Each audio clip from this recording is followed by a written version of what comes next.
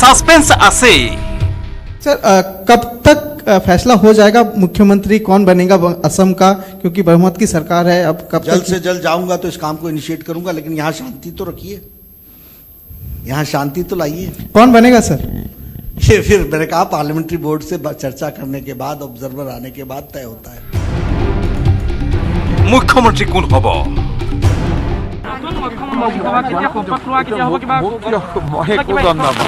মইতো উল্টাই টিভি চাই আছো, গতিকে মোৰ হাতত একো খবৰ নাই। মই বৰ্তমান আজিৰ ডেটত মই একো ক'ব নোৱাৰোঁ, কিন্তু কালি কলিকতাত আমাৰ বিজেপিৰ ৰাষ্ট্ৰীয় সভাপতি ডাঙৰীয়াই কোৱা মতে আজি কালিৰ ভিতৰত সিদ্ধান্তবোৰ হৈ যাব, তেনেকুৱা তেখেতে টিভিত কৈছে, ময়ো টিভিতে শুনিছোঁ। হিমন্ত বিশ্ব শৰ্মাই বাৰে বাৰে কৈ আছে একো নাজানো। ইফালে বিৰোধীয়েও কৈ আছে বৰ্তমানৰ সংকটপূৰ্ণ পৰিস্থিতিত বিজেপি দলে সোনকালে চৰকাৰ গঠন কৰিব লাগে। সিদ্দিক আহমেদে স্পষ্টকৈ কৈছে, মই মুখ্যমন্ত্ৰী হিচাপে হিমন্ত বিশ্ব শৰ্মাক বিচাৰোঁ। মই আহ্বান কৰোঁ যিমান সোনকালে পাৰে মানে সিমান সোনকালে চৰকাৰখন গঠন কৰাটো ভাল, কাৰণ আমি দেৰি কৰিব নোৱাৰোঁ, কাৰণ পৰিস্থিতি বহুত বেয়া। গতিকে আমি ইয়াত ইণ্টাৰফেয়াৰ নকৰোঁ, তেওঁলোকে যাকেই পাতে সোনকালে পাতিব লাগে। পিছে এতিয়া মন্ত্ৰীসভা গঠনতকৈ কোভিড পৰিস্থিতিৰ লগত যুঁজাতহে ব্যস্ত দুয়োগৰাকী বিজেপিৰ নেতা। বৃহস্পতিবাৰে মুখ্যমন্ত্ৰী সোণোৱালে জিলাৰ উপায়ুক্তসকলৰ সৈতে এখন ভিডিঅ' কনফাৰেন্স পাতি বুজ ল'লে কোভিড পৰিস্থিতিৰ। আনহাতে মন্ত্ৰী হিমন্তৰ আহৰিয়েই নাই, কেতিয়াবা হাস্পতালত গৈ ৰোগীৰ বুজ লৈছে। এয়া PPE কিট পিন্ধি GMCHত কোভিড ৱাৰ্ড পৰিদৰ্শন কৰাৰ দৃশ্য। মই এবাৰ পেচেণ্টসকলক কেনেকুৱা কেয়াৰ পাই আছে, ট্ৰিটমেণ্ট পাই আছে, নিজে গৈ এবাৰ চাই আহিলোঁ। আৰু যোৱাবাৰতকৈ এইবাৰৰ PPE কিটবিলাকো ভাল, ডক্টৰসকলে পিন্ধি ভাল পাইছে। ট্ৰিটমেণ্টৰ ব্যৱস্থাও আগতকৈ ভাল, গোটেইখিনি আধুনিক মেচিন। মই যিমানকেইজন পেচেণ্ট চালোঁ, দুজনক বাদ দি সকলোৰে অৱস্থা ভালৰ ফালে আহিছে। এতিয়া আমাৰ 13টা ICU খালী আছে। নিশাও জিৰণি নাই। উলুবাৰী শ্মশানত গৈ নিশা কোভিড ৰোগীৰ সৎকাৰ ব্যৱস্থা পৰিদৰ্শন কৰে হিমন্ত বিশ্ব শৰ্মাই। বৃহস্পতিবাৰে পুৱা ভূতনাথলৈ গৈ শেষকৃত্য প্ৰদান কৰা লোকসকলৰ ভেকচিনেশ্যন ব্যৱস্থাৰ তদাৰক কৰে। আনহাতে কণ্টেইনমেণ্ট জ'নসমূহত প্ৰৱেশ কৰি পৰিস্থিতি অধ্যয়ন কৰে হিমন্ত বিশ্ব শৰ্মাই। গুৱাহাটীকে ধৰি ৰাজ্যত কোভিড ৰোগীৰ মৃত্যুৰ বৰ্ধিত হাৰক লৈ উদ্বিগ্নতা প্ৰকাশ কৰে হিমন্ত বিশ্ব শৰ্মাই। এটা দিনত আপোনাৰ 100জন মানুহ মৰিলে, লাগিব এনেকুৱা যে 0.1%, কিন্তু 100 সংখ্যাটোতো বৰ ডাঙৰ। গতিকে বৰ্তমান আমি সংখ্যালৈকে নগৈ যদি এবছলিউট হিচাপত চাওঁ বা সংখ্যা মানে শতকৰাত নগৈ যদি সংখ্যাত চাওঁ, এদিনত 55জন মানুহ নিহত হোৱাটো বা মৃত্যু হোৱাটো সেইটো খুব টান সংখ্যা। কোভিড পৰিস্থিতিক লৈ আশংকিত উদ্বিগ্ন ৰাজ্যবাসী, কিন্তু সমান্তৰালকৈ উৎসুক চৰকাৰ গঠনক লৈও। অৱশ্যে অহা 24 ঘণ্টাৰ ভিতৰতেই ছবিখন স্পষ্ট হৈ পৰিব বুলি ধাৰণা কৰা হৈছে। ইফালে ভিতৰুৱা সূত্ৰৰ এক খবৰ অনুসৰি যিকোনো সময়তে শপত গ্ৰহণৰ বাবে সাজু হৈ আছে ৰাজভৱন। ৰাজু বৰুৱা, ঋত্বিক কৌশিকৰ সহযোগত bureau report, news 18 Assam north east. চৌদিশে কোভিডক লৈ আতংকময় পৰিৱেশ, সজাগ হোৱাৰ আহ্বান মানি ৰাইজে লৈছে কোভিড প্ৰতিহত কৰাৰ ব্যৱস্থা। পিছে ইয়াৰ মাজতে উন্মোচিত হৈছে একাংশৰ কাণ্ড জ্ঞানহীনতা। देखिए कितना सावधानी से बना रहे हैं बच्चे पीपी कोविड टेस्ट किट, जिसको गवर्नमेंट इतना महत्व देती है, और इन लोगों के जान के साथ खिलवाड़ हो रहा है। कोरोनाक লৈ চূড়ান্ত কাণ্ড জ্ঞানহীনতা। কোভিড-19 পৰীক্ষণৰ বাবে RT-PCR টেষ্ট কৰিবলৈ যি কিট সাজু কৰা হয়, সেই কিট কেনেকৈ প্ৰস্তুত কৰা হয় তাৰ দৃশ্য দেখিলে শুনিলে আপুনি হতবাক হৈ পৰিব। खराब हाथों से पैक हो रहा है, तो सोचिए टेस्ट में क्या पॉजिटिव देगा कि नेगेटिव देगा। এয়া মুম্বাইৰ জ্ঞানেশ্বৰ নগৰত সোৱাব টেষ্টিং ষ্টিকৰ পেকিং হৈ আছে। পিছে এই পেকিং কৰোঁতে চেনিটাইজাৰ ব্যৱহাৰ কৰা বাদে আন পৰিচ্ছন্নতামূলক দিশৰ প্ৰতিও মনোযোগ দিয়া নাই কোনেও। নিৰ্মাণ কৰিছে তাকো কেইটিমান কণ কণ শিশুৱে। এইবিলাক ষ্টিকেই কোভিড পৰীক্ষণৰ সময়ত আপোনাৰ নাক আৰু মুখত সুমুৱাই সোৱাব সংগ্ৰহ কৰা হয়। কেৱল মুম্বাইতেই নহয়, ৰাজ্যতো পোহৰলৈ আহিছে কৰোনাক লৈ দায়িত্ব জ্ঞানহীনতাৰ বহু কেতবোৰ দৃশ্য बनाने के लिए এয়া বোকাখানৰ এখন চিকিৎসালয়ৰ দৃশ্য মন কৰক এজন কভিড ৰোগীলৈ উশাহ নিশাহত কষ্ট পাই ছাতিপুতি কৰি মজিয়াতে বাগৰি পৰি ৰৈছে কিন্তু এওঁৰ খবৰ ল'বলৈ নাই কোনো এজনো নাই অহা কোনো নাই কোনো নাই এই ৰোগীজনৰ পিছত মৃত্যু ঘটাৰ বাতৰি পোৱা গৈছে কোনো নাই ইফালে শুনক যোৰহাটৰ এইগৰাকী কভিড ৰোগীৰ বক্তব্যলৈ প্ৰকাশ পজিটিভ ওলাইছে পজিটিভ ওলোৱাৰ পিছত আপোনাক কোনে পঠিয়াই দিলে ইয়ালৈ তললৈ যিগৰাকীয়ে চাইছে ক'লে বোলে আপুনি তলত যাওক তাত ভৰ্তি হ'বৰ কাৰণে লিখাই আনক এইখনত আপোনাকে পঠিয়াই দিছে অঁ আমাৰ মানুহ আহিব পাৰিলে আহিব পাৰিলে ন মই তেনেকৈ সুধি কৈছোঁ পজিটিভ মানুহটো এনেকৈ ঘূৰি পোৱাটো বেয়া কথা কৰিছে ন এতিয়া আমি দেখিছোঁ যে মানুহবোৰক নিজে পঠিয়াই দিয়ে আৰু ইয়াত মই আপুনিয়ে নহয় আগতেও এজন পাইছিলোঁ হয় হয় সুনীল শৰ্মা নে কি নামৰ এজন তেওঁকো তেনেকৈ ইয়াতে পঠিয়াই দিছে তেওঁ ইয়াত আহি গোটেইখন ঘূৰি ফুৰিছে কি ঘটি আছে সেয়া পৃথককৈ বুজাই কোৱাৰ প্ৰয়োজন নাই এনেধৰণৰ দায়িত্ব জ্ঞানহীনতাৰ বাবেই হয়তো আমি হেৰুৱাব লাগিব বহু আপোনজনক इतना सावधानी से बना रहे हैं bureau report news 18 Assam north east covid test kit जिसको गवर्नमेंट इतना কৰোণাত আক্ৰান্ত হৈ প্ৰাক্তন কেন্দ্ৰীয় মন্ত্ৰী অজিত সিঙৰ দেহাৱসান 22 এপ্ৰিলত কৰোণাত আক্ৰান্ত হৈ গুৰুগ্ৰামৰ এখন চিকিৎসালয়ত চিকিৎসাধীন হৈ আছিল অজিত সিং 86 বছৰ বয়সত মৃত্যু হোৱা অজিত সিং ৰাষ্ট্ৰীয় লোকদলৰ অধ্যক্ষ আছিল সংহাৰী কৰোণাই কাঢ়ি নিলে দেশৰ প্ৰাক্তন কেন্দ্ৰীয় মন্ত্ৰী অজিত সিঙক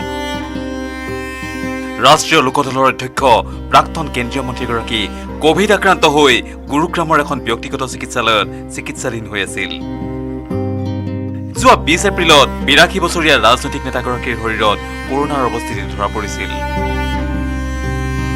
বৃহস্পতিবাৰে পুৱা 8:20 অজিত সিঙৰ জীৱনাৱসান ঘটে বিগত কিছুদিন ধৰি ভেণ্টিলেটৰ ছাপোৰ্টত তেওঁক ৰখা হৈছিল অজিত সিঙৰ প্ৰয়াণত শোক প্ৰকাশ কৰিছে ৰাষ্ট্ৰপতি ৰামনাথ কোবিন্দ প্ৰধানমন্ত্ৰী নৰেন্দ্ৰ মোদী প্ৰতিৰক্ষা মন্ত্ৰী ৰাজনাথ সিং প্ৰাক্তন কংগ্ৰেছ সভাপতি ৰাহুল গান্ধীকে ধৰি বহু শীৰ্ষ ৰাজনৈতিক নেতাই প্ৰয়াত অজিত সিং আছিল প্ৰাক্তন প্ৰধানমন্ত্ৰী চৌধুৰী চৰণ সিঙৰ পুত্ৰ চৌধুৰী চৰণ সিং আছিল পশ্চিম উত্তৰ প্ৰদেশৰ জাট বলয়ৰ জনপ্ৰিয় নেতা খড়গপুৰ আইআইটিৰ প্ৰাক্তন ছাত্ৰ অজিত সিঙে ৰাজনীতিৰ যোগেদি তেওঁৰ কৰ্মজীৱন আৰম্ভ কৰা নাছিল ইঞ্জিনিয়াৰিঙৰ স্নাতক ডিগ্ৰী লাভ কৰাৰ পিছত IBMৰ দৰে বহুজাতিক সংস্থাত চাকৰি কৰিছিল 80 দশকৰ শেষৰ ফালে তেওঁ ৰাজনীতিত প্ৰৱেশ কৰি 1989 চনত তদানীন্তন প্ৰধানমন্ত্ৰী ভিপি সিং নেতৃত্বাধীন জাতীয় ফ্ৰণ্ট চৰকাৰত প্ৰথমবাৰৰ বাবে মন্ত্ৰিত্ব লাভ কৰিছিল 90 দশকত কংগ্ৰেছত যোগ দি PV নৰসিংহ ৰাও চৰকাৰৰ মন্ত্ৰীও হৈছিল ইয়াৰ পিছত নিজৰ দল RLD গঢ়ি অটল বিহাৰী বাজপেয়ীৰ নেতৃত্বাধীন NDA চৰকাৰ আৰু প্ৰধানমন্ত্ৰী মনমোহন সিঙৰ UPA জোঁটৰ মন্ত্ৰীসভাত স্থান লাভ কৰিছিল bureau report news 18 Assam north east ইফালে কোভিড আক্ৰান্ত হৈ প্ৰাক্তন কেন্দ্ৰীয় মন্ত্ৰী মাতংগ সিঙৰ মৃত্যু দিল্লীৰ চিকিৎসালয়ত 10 দিনে চিকিৎসাধীন হৈ আছিল প্ৰাক্তন কেন্দ্ৰীয় মন্ত্ৰীগৰাকী 22 এপ্ৰিলত মাতংগ সিঙৰ দেহত ধৰা পৰিছিল কোভিড পজিটিভ প্ৰাক্তন কেন্দ্ৰীয় মন্ত্ৰী মাতং সিং কৰোনাই প্ৰাণ কাঢ়িলে প্ৰাক্তন কেন্দ্ৰীয় মন্ত্ৰীগৰাকীৰ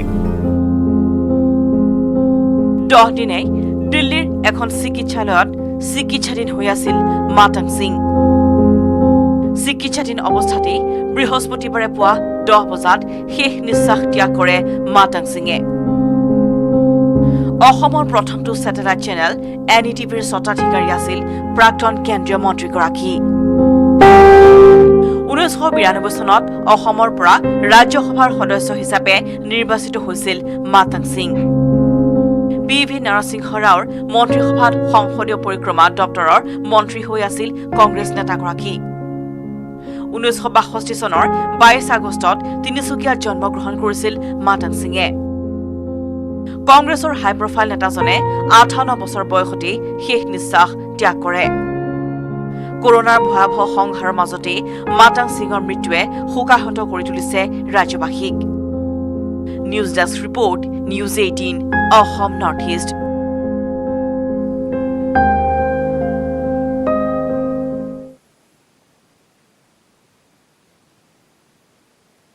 কোনে ভাবিছিল তেওঁ যে এই ঘৰটো এৰি যাব লাগিব আটকধুনীয়া ঘৰটো তেওঁ সজাই পৰাই তুলিছিল গছ-গছনি ৰুই আবদাৰো কৰিছিল পিছে এতিয়া দিবলগীয়া হল বিদায় তিনিজনকৈ মন্ত্ৰীয়ে খালী কৰিলে মন্ত্ৰী আৱাস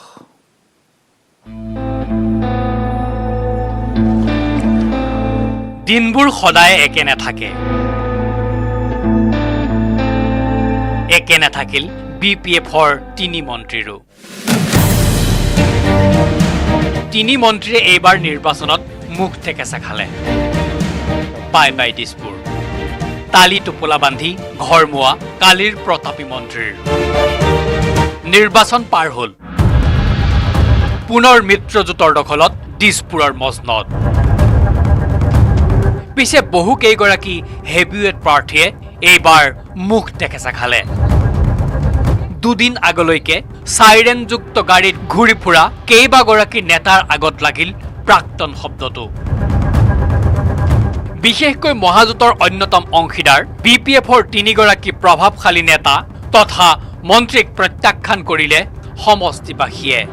BPFৰ অন্যতম শক্তিশালী নেতা সবাৰৰ বিধায়িকা তথা কেইবাটাও গুৰুত্বপূৰ্ণ দপ্তৰৰ মন্ত্ৰীৰ দায়িত্বত থকা প্ৰমীলা ৰাণী ব্ৰহ্ম হ'ল ক্ষমতাচ্যুত। সমষ্টিত মুখ থেকেচা খোৱাৰ লগে লগেই দিছপুৰ হেৰুৱালে আন দুগৰাকী BPFৰ এই শক্তিশালী নেতা ৰিহন দৈমাৰী আৰু চন্দন ব্ৰহ্মই। এফালে মহাজোঁটৰ পক্ষে নহল জনাদেশ, আনফালে নিজ নিজ সমষ্টিত ধৰাশায়ী। এনে অৱস্থাত দিছপুৰ বাই বাই দিয়াৰ বাহিৰে উপায়হীন এওঁলোক। মিনিষ্টাৰ কলনীৰ বিলাসী আৱাসত এতিয়া এওঁলোকৰ স্থান নাই। মন্ত্ৰী আৱাসৰ বহু স্মৃতি এৰি আঁতৰি যাব লাগিব এতিয়া প্ৰমীলা ৰাণী ব্ৰহ্ম। আৰু প্ৰমীলা ৰাণী ব্ৰহ্মৰ যিবোৰ স্মৃতি আছিল সেই স্মৃতিবোৰ এনেধৰণে এতিয়া লৈ যাবলৈ চেষ্টা কৰা হৈছে এইখন ট্ৰাকেৰে। খালী কৰা হৈছে এই মন্ত্ৰী আৱাস। দিছপুৰক বাই বাই দি সকলোৱে নিজৰ লাম লাকতো গাড়ীত ভৰাই হৈছে ঘৰমুৱা। গাড়ীত উঠিল ৰেফ্ৰিজাৰেটৰ। সাজু হ'ল শিপাৰে উঘালি অনা গছো।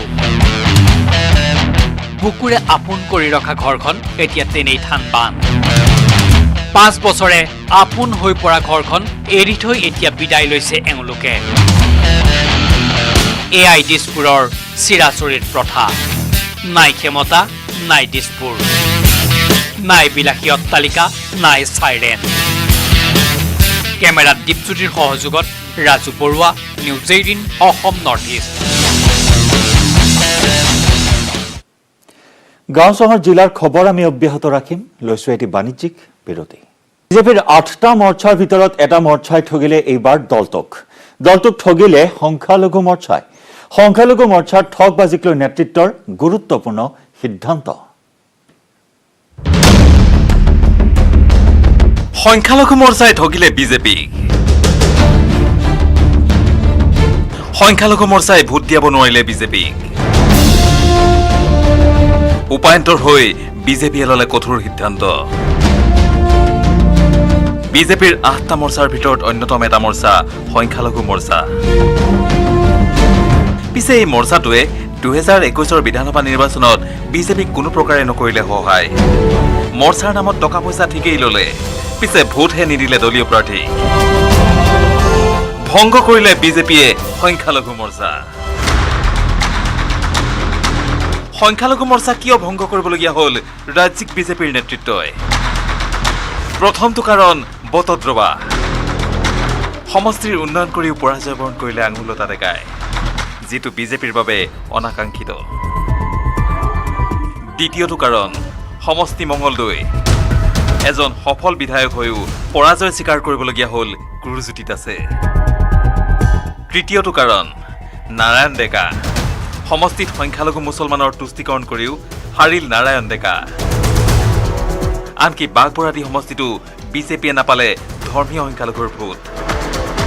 2019ৰ উপ নিৰ্বাচনত যিটো জনীয়া সমষ্টিত বিজেপিয়ে ভোট লাভ কৰিছিল 15,000 ভোট, সেই সমষ্টিত এইবাৰ বিজেপিয়ে পালে মাত্ৰ 4,000 মান ভোট।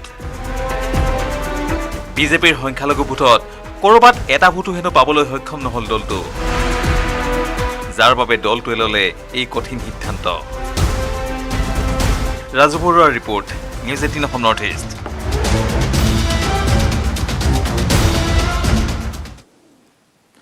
এটা ইনজেকশ্যনৰ দাম কিমান হ'ব পাৰে বাৰু? হাজাৰ অথবা লাখৰ ঘৰত চিন্তা কৰিছে চাগৈ। আচৰিত নহ'ব, এটি 5 মহীয়া কণমানিৰ দেহত দিয়া হ'ল 16 কোটি টকাৰ এটা দামী ইনজেকশ্যন।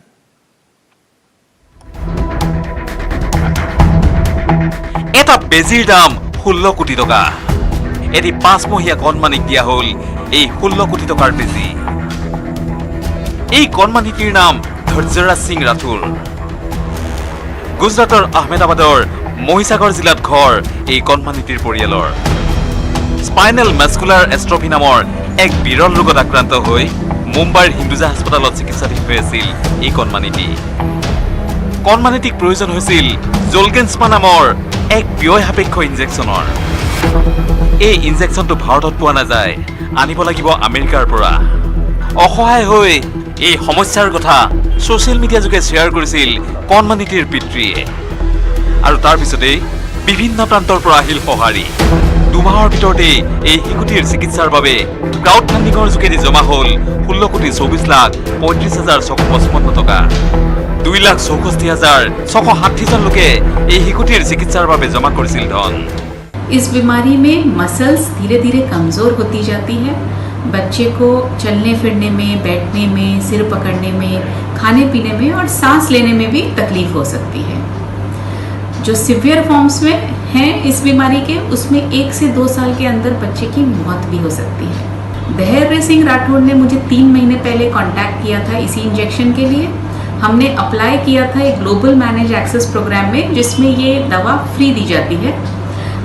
उसमें उसका सिलेक्शन नहीं हो पाया, पर पेरेंट्स ने अपने कॉन्टैक्ट्स, अपने रिसोर्सेज के बलबूते पे 16 करोड़ 2 महीने के अंदर जमा कर लिए और कल हिंदुजा हॉस्पिटल मुंबई में सक्सेसफुली हमने ये इंजेक्शन धैर्य सिंह राठौर को दे दिया है। ৰাইজৰ সহায় পোৱাৰ পিছত সম্প্ৰতি ধৈৰ্যৰাজ নামৰ এই কণমানিটি এতিয়া আৰোগ্যৰ পথত। Bureau report, news 18 Assam north east.